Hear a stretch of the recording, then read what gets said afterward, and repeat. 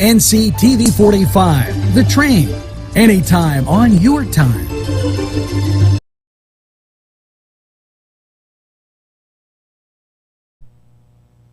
Today's programming is brought to you by NCTV45 and NC Radio 450, Newcastle's community television station.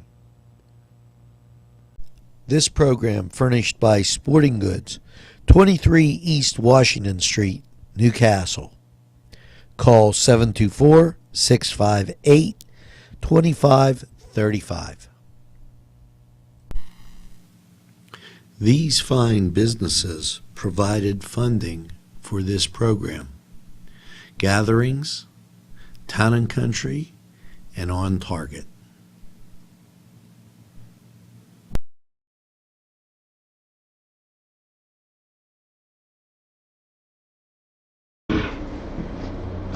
Welcome everyone to the Cedars Sports Corner. I'm Alex Laverson, and with me as always is our producer, Mr. Angelo Parada. And Angelo, Go Maryland! Go Maryland, right? A very very mixed bag of emotions for me personally this weekend in regards to sports. The Steelers lost. I was bummed Notre Dame lost, but hey, Pitt with the upset over Central Florida, and you called it. You said that they were a pretty decent team, but they'd bounce back. Now, Angelo, I'm wondering if Pat Narduzzi redeemed himself, because the week before they lost to Penn State off of a very controversial call at the end, but 7 points does not make a game. Let me explain. Okay, you have the Irish that lost a very good football game to a very good football team in Georgia, and I'm not taking anything away from Notre Dame.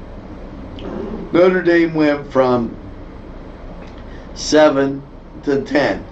Now, it wasn't like Notre Dame lost to Union's Pop Warner, the Georgia second team. Top tier Okay. program. So, when you actually, excuse me, take a look, okay, my feeling is that maybe even Notre Dame shouldn't even moved from their 7th spot. Mm-hmm. Okay, because I don't think there was another game that pitted somebody big against somebody big. Mm-hmm. Do you understand what I mean? Well, a lot. We always talk. Why did I say go Maryland? Because you're playing against Penn State. And it's at Maryland. And you know what? Penn State is a sheep in wolf's clothing. They're going to get caught. Pitt actually played a better game than Penn State. And if they say 7 points is home field advantage, Notre Dame and Pitt actually played a very admirable game.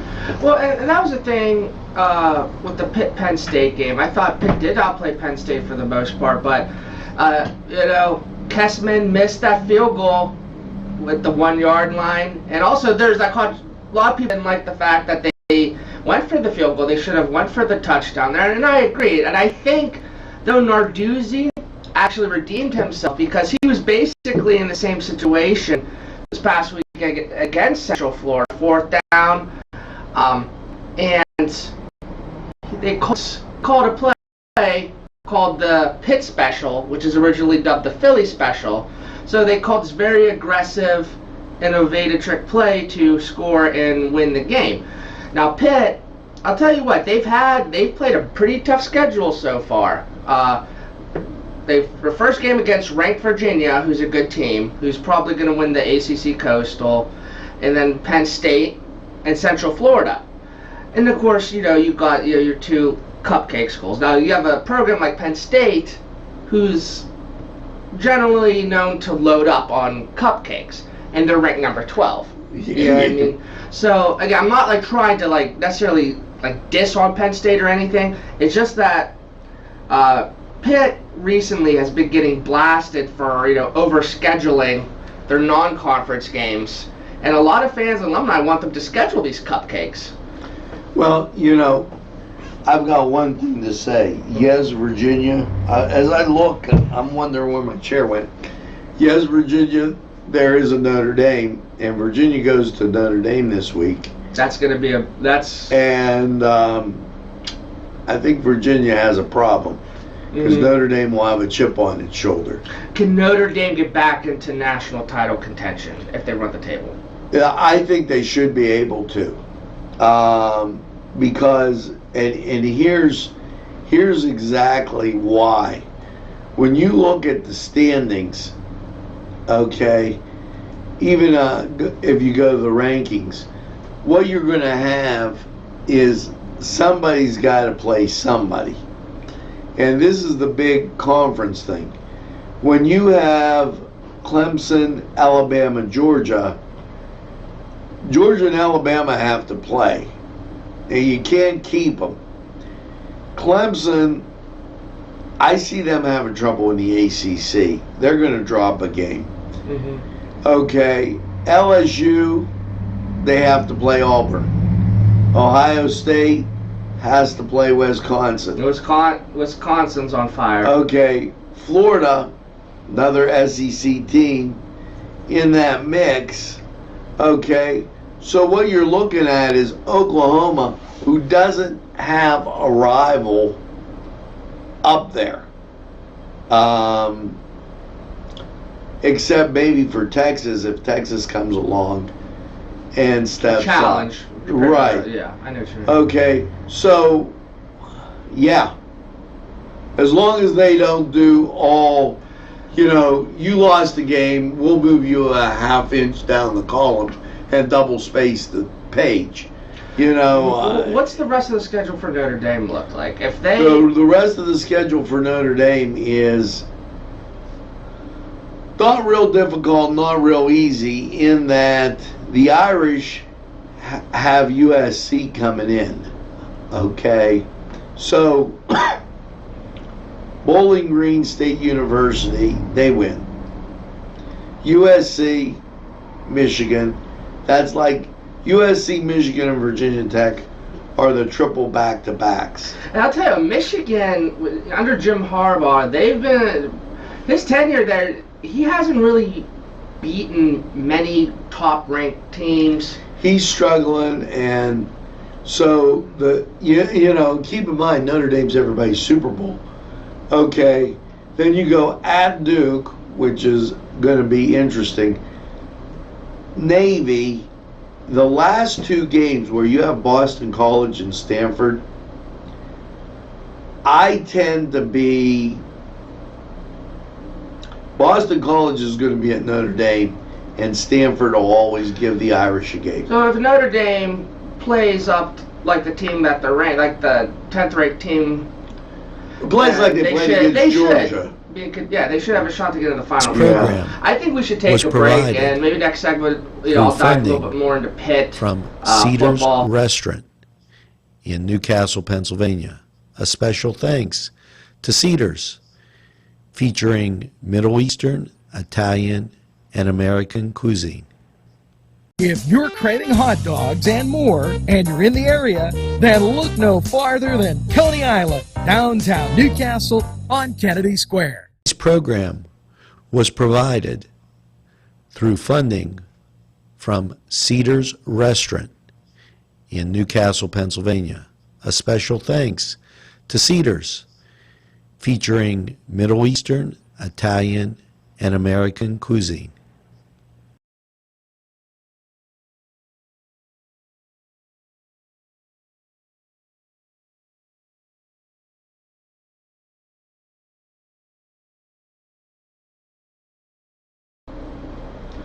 And welcome back to the Cedar Sports Corner, everybody. Like I said before break, I'm gonna go over Pitt Panther football a little bit more here.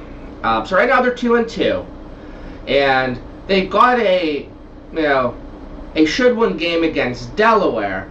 Now, anyone that knows Pitt is the most unpredictably predictable program in college football. They could beat the number one team or two team in the country and lose next week to a school like Delaware. So I wouldn't be surprised, but I don't think that happens. I think they'll beat Delaware. If they have Duke, they're at Duke and at Syracuse after. And then they're back home at Miami.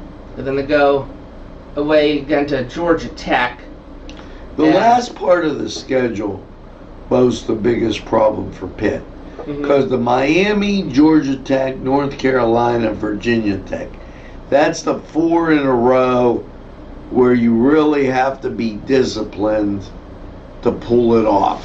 And for whatever reason, no matter how bad North Carolina is, Narduzzi and Pitt just can't seem to beat them for whatever odd reason. So if they can get to 7-8 wins somehow, I think they should. If they're as good as What if Virginia loses a game or two? Well, does Pitt automatically take over the Coastal? Well, again, they should, because the Coastal isn't, other than Virginia, the Coastal isn't that good. So Pitt has more talent than I think the rest of the Coastal does. So when you look at Virginia, they're at Miami after Notre Dame. They're at Louisville, who played a very doggone good game, and they have Georgia Tech and Virginia Tech. I say Pitt has still an excellent shot to win the Coastal. I think so too. Look, even if they don't win the Coastal, I'll be happy if they could get to 7 or 8 wins and win a bowl game.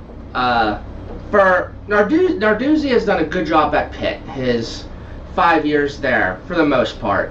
I think any Pitt fan after Paul Chryst left, if they were told the next Pitt coach would go 30-26 with a win over Penn State and wins over number 2 Miami, number 2 Clemson, winning the ACC Coastal, I think they'd be pretty happy. And I'll tell you what, Narduzzi does get a lot of flack for allowing some questionable play calls, and I think that criticism is justified.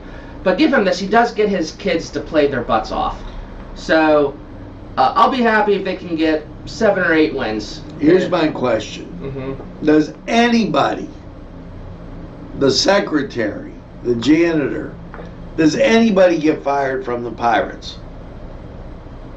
I hope. I don't. I hope after so. 66 and 91, which 50 of those games came before the All-Star break. I'll tell you what, man.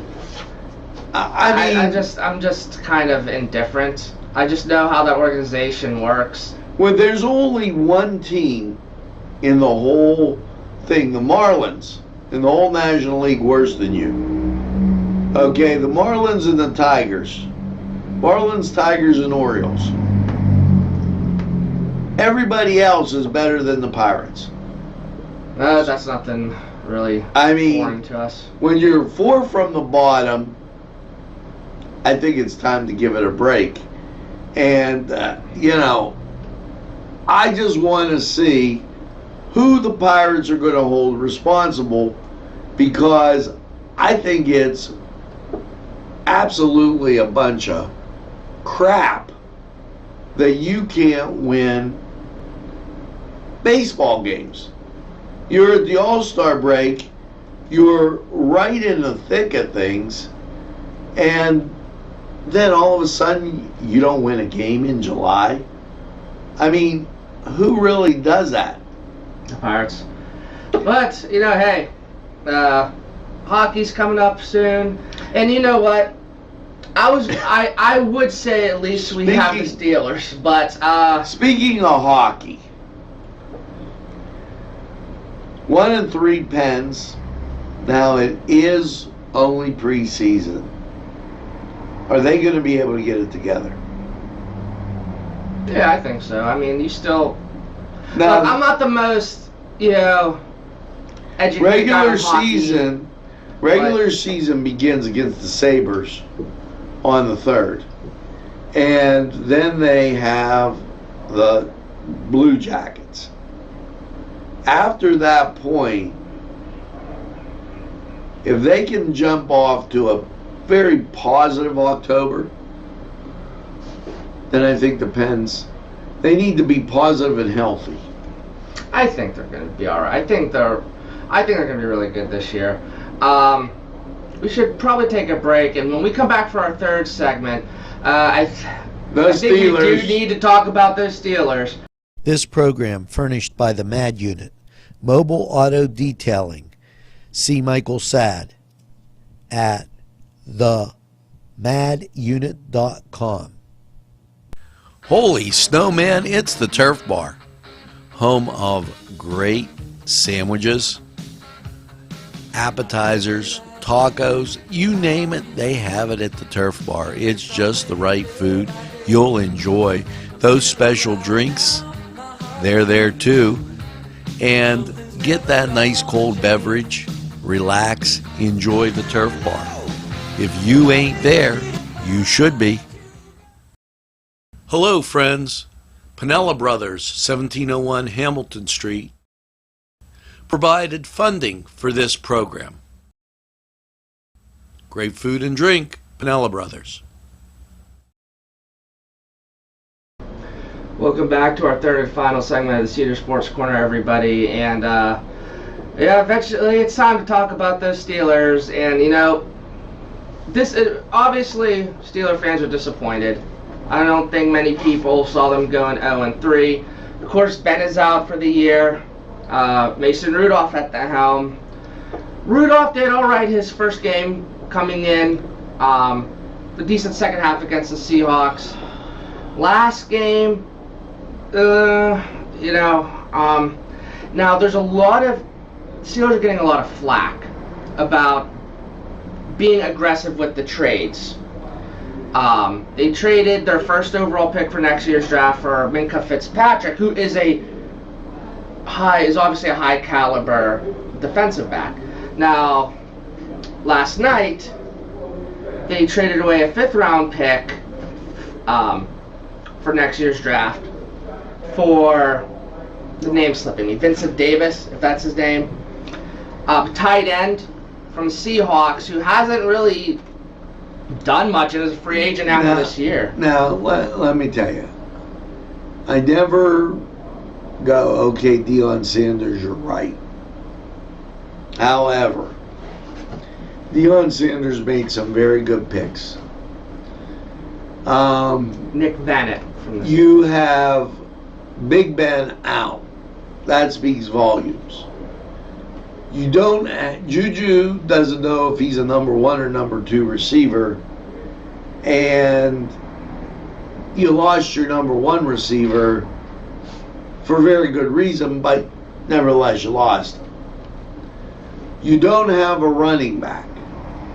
The Steelers, I hate to say this, they're just a mirror image of what they used to be. 29th overall in offense and 30th in defense. So this week, I'm watching your team, the Browns, take on Baltimore. They're not my team.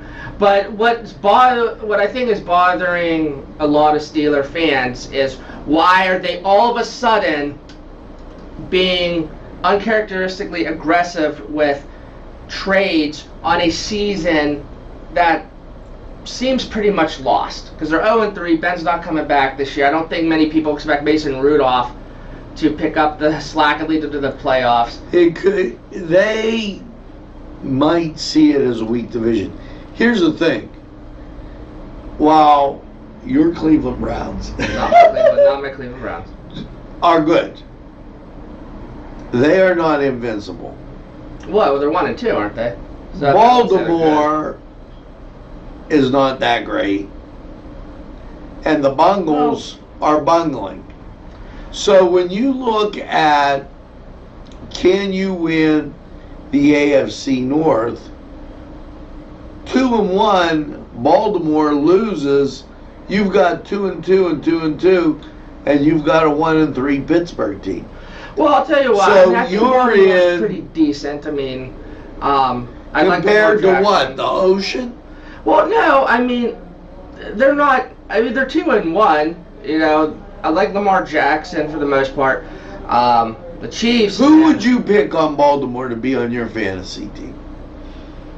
Maybe Lamar Jackson. I don't really have any good quarterbacks in a couple of my leagues. But look, I understand. You're saying they're not as good as the 2-1 record indicates, because I know they beat the Dolphins. Okay, now there's a big win. Well, that's I understand. Union beat the Dolphins. But I'll tell you what, maybe the Steelers do see this as like a weak division. The way they're playing, oh man, How would you like to be in the AFC East, where you're either 3-0 or 0-3? So what it's looking like in the AFC is you've got a chance in the North and the South to win. I'll tell you what. So what are the Super Bowl? When we're at the Super Bowl, who Vegas predicts to win the Super Bowl this year? Now that Antonio Brown is released by the Patriots, the Patriots still. So it kind of shows that it was kind of like, why didn't New England even pick him up? You know, to scout the Steelers. Well, I mean, they only had him for a week. That's all they needed. They only played him one game. Well, I mean, after Brown's recent Twitter tantrums and a lot of the controversial things, Brown said, I think his career's over. He re-enrolled into Central Michigan. And, man, he gave up like $30 million from this master plan or whatever with the Raiders to get to the Patriots. And now he's... According to Robert Kraft, their source Robert Kraft isn't even going to pay him. So, to almost like nothing. You know, man, what? He was in a position to make some money, and boom, he just really messed himself out of his career. Let's go Browns. No. You're a Ravens fan. No, I'm a Steeler fan. But listen. So wait. Who are you going to be for? The Browns or the Ravens? Let's clear this up. Neither. I'm hoping that they're playing. I hope they end in a tie, for all I care. I hope that's the worst thing that could happen for the Steelers. Well, then I hope the game gets canceled, or I hope they just... No, you got to have the Browns win. Well, okay, fine. I guess from a standpoint of the Steelers moving up the division, fine. But the point I was trying to... I just hate both of those teams so much. Well, you got to do what you do for the team. And I guess, like, I know you're looking at it like the Steelers, could move their way up in the division if the Browns win. How else would you look at it? I think the season's over. I think the point's moot, honestly. But, anyway, I think that pretty much does it. Any last words, Angela? It's time to put up your Dukes as the Dukes go up against New Hampshire, taking on the Bears. Well, like as I usually say at the end of our shows, go Penn State, Shenango Athletics. Also, Pitt Volleyball is doing pretty well, but, let's go Pitt, and hopefully they can end their year out getting to a bowl game and winning, and I'll be happy.